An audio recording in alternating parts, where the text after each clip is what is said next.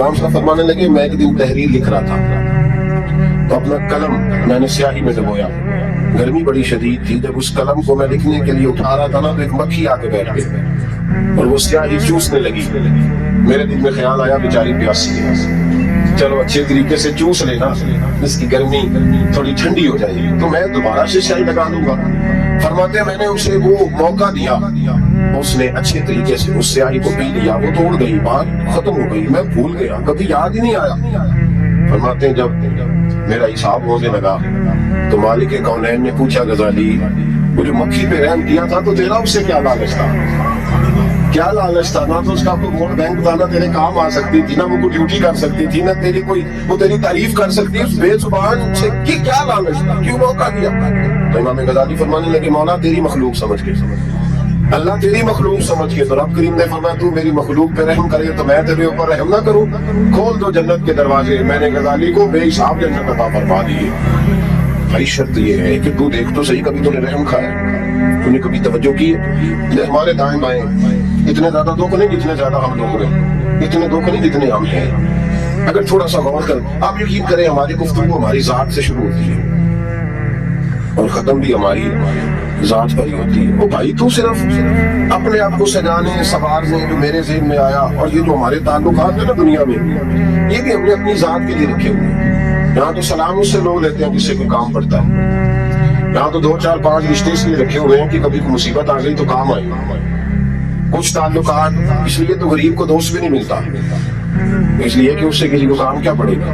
لوگوں نے شناسائی بھی ان لوگوں سے رکھی ہوئی ہے جن سے کچھ نہ کچھ ان کے ذاتی مفادات میں بس دل نرم ہوتا ہے نا، انسان کا دل نرم ہوتا ہے تو یہ نہ سمجھے کہ ایک آدمی کا دل نرم ہوا ہے، وہ سمجھے کہ پورے معاشرے پہ اللہ مہربان ہو گیا۔ دلوں کی نرمی معاشرے میں خوشبو پیدا کرتا ہے، دلوں کی نرمی گھر بساتی ہے، دلوں کی نرمی انسانوں کا انسانوں سے رشتہ مضبوط کرتی ہے، دلوں کی نرمی انسانوں کو انسانوں سے بھی جوڑتی ہے اور انسانوں کو ان کے رب سے بھی جوڑ دیتی ہے۔ دل جب نرم ہوتے ہیں تو پھر معاشرے کے اندر پیار پھیلتا ہے، محبت پھیلتی ہے، مساوات قائم ہوتا ہے، تعلقات مضبوط ہوتے ہیں۔ اس لیے دل صحابہ کرام میں سے اگر کسی کا دل سخت ہوتا تھا تو وہ نبی پاک کی بارگاہ میں حاضر ہو کے دعا پوچھتا تھا۔ حضرت عائشہ صدیقہ نے کہا یا رسول اللہ صلی اللہ علیہ وسلم دل سخت ہو گیا، تو فرمایا یتیم کے سر پہ ہاتھ پھیرا کر، دل کو اللہ نرمی عطا فرما دے گا۔ ایک صحابی نے عرض کی حضور دل سخت ہو گیا، تو نبی پاک نے فرمایا موت کو یاد کیا کر، تیرا دل نرم ہو جائے گا۔ ایک نے کہا حضور میرا دل زنگ آلود ہو گیا، تو محبوب نے فرمایا قرآن پاک کی تلاوت کیا کر۔ دلوں کا زنگ اللہ تو یہ بہت بڑی بیماری ہے، اگر دل میں سختی آ جائے، انسان سخت گیر ہو جائے، لعنت کے رشتے قائم کرنے تو بیمار ہو۔ صحابہ اس کا علاج پوچھتے تھے، عرض کرتے تھے یا رسول اللہ اندر سختی آ گئی ہے، زنگ آلود ہو گیا مزاج، کوئی دعا تجویز کرے تو محبوب دعا بتلایا کرتا ہے۔ یاد رکھیں جب انسان انسانوں پہ رحم کرتا ہے، داتا گنج بخشری حجویری رحمۃ اللہ علیہ کشف المعجوب کے اندر لکھتے ہیں، فرماتے ہیں ایک شخص تھا بنی اسرائیل میں تو کسی پہاڑ کی چوٹی پر عبادت کرتا تھا، لوگ اس سے ملنے جاتے تھے، درویش لوگ جو ہوتے ہیں نا ان کی بڑی بات ہوتی ہے، وہ نیک آدمی پہاڑ کی چوٹی پر عبادت کرتے تھے، بنی اسرائیل کے ولی تھے، لوگ ملنے جاتے تھے تو رستے میں ایک ڈھلان تھا، وہ لوگ اوپر چڑھتے تو انہیں دقت ہوتی، ایک دم اس ولی کے دل میں خیال ہے یا اللہ تو اسے پیدا نہ کرتا تو کیا حرج تھا۔ رب کریم نے اس وقت کے نبی پیغمبر علیہ السلام کو وحی فرمائی کہ جب وہ آپ کے پاس آئے نا تو اسے کہہ دینا تو میری تخلیق پہ اعتراض کرتا ہے، اسے کہہ دینا کہ میں نے اس کا نام ولیوں کی صف سے کاٹ کر نافرمانوں کی صف میں لکھ دیا ہے، میری تخلیق پہ اعتراض کرتا ہے، میں نے جو بنایا ہاتھ اور ساتھ ہی بنایا ہے۔ وہ ملاقات ہوئی تو نبی علیہ السلام نے فرمایا بھئی رب فرماتا ہے تیرا نام کاٹ دیا ولیوں کی صف سے اور نافرمانوں کی صف میں لکھا ہے۔ بندہ سجدے میں گر گیا، یا اللہ تیرا شکر ہے، یا اللہ تیرا شکر ہے۔ پیغمبر علیہ السلام فرمانے لگے تو بڑا بیوقوف ہے، مقام استغفار اور شکر ادا کر رہا ہے۔ کہنے لگا حضور آپ نے بات ہی بہت بڑی کر دی ہے، میرے رب نے میرا نام لیا، میں کہاں وہ کہاں، اس نے کہا کہ نام کاٹا، میرے رب نے۔ اللہ اکبر، میں تو سوچ بھی نہیں سکتا تھا کہ میرا ذکر اور وہاں ہوگا، اما میں تو اس کھاتے میں نہیں تھا، اتنی بڑی جگہ میرا تذکرہ ہوا۔ اللہ اکبر۔ پھر وہ عرض کرنے لگے پیغمبر علیہ السلام سے، کہنے لگے ایک آپ نے پیغام دے دیا، اب آپ میرا بھی ایک پیغام رب کریم کے حضور ناز عرض کر دیجئے گا۔ فرمایا وہ کیا؟ کہا عرض کیجئے گا مالک سے کہ مولا مجھے تیری مخلوق سے بڑا پیار ہے۔ وہ جو میں نے ڈھلان کی بات کی تو اس لیے کی تو دلوں کے حال جانتا ہے کہ لوگوں کو تکلیف ہوتی ہے، مالک کی بارگاہ میں عرض کرنا کہ میرا وجود بہت بڑا کر دے۔ آپ نے کہا ہے نا نافرمانوں کی لسٹ میں چلا گیا ہوں اب جہنم میں چلوں گا، تو عرض کرنا کہ میرا وجود بڑا کر دے، بڑا दोज़ख में मैं अकेला ही पूरा हो जाऊं।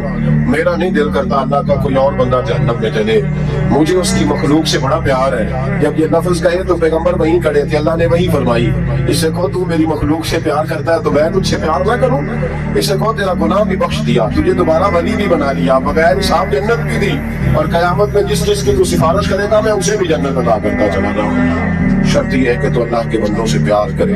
खुदा के बंदे तो है हजारों, बनू में फिरते हैं मारे मारे, मैं उसका बंदा बनूंगा जिसको खुदा के बंदों से प्यार, मैं उसका बंदा बनूंगा जिसको खुदा के बंदों से प्यार, रहमत का जज्बा, नरमी, किसी की खैर खाई, किसी के हक में ये रवैया कि मेरी जात से किसी को नफा हो, किसी का फायदा हो, किसी आदमी को कुछ मिल जाए।